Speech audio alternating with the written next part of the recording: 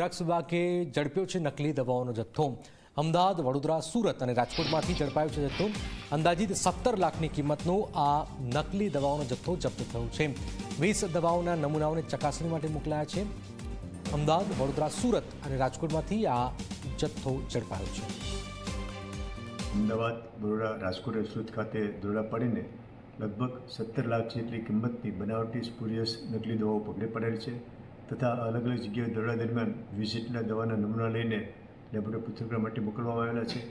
આના જે મુખ્ય સૂત્રધાર કહીએ તો અમદાવાદ ખાતે અરુણસિંહ અમીરા કે જે વટવામાં રહે છે અને શ્રી નિલેશ ઠક્કર કે જે અમરાડીમાં રહે છે, તેઓના ઘરે કોઈપણ જાતના લાયસન્સ વગર બિલે અન્ય રાજ્યોમાંથી આ બનાવટી દવાનો મોટો જથ્થો સંગ્રહ કરેલો હતો।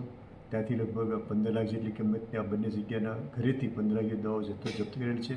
આ ઉપરાંત આ લોકો અન્ય અમદાવાદ, રાજકોટ, બરોડા, સુરતમાં દવાના વેપારીઓને દવા વગર બિલે 50% ભાવથી વેચતા હતા।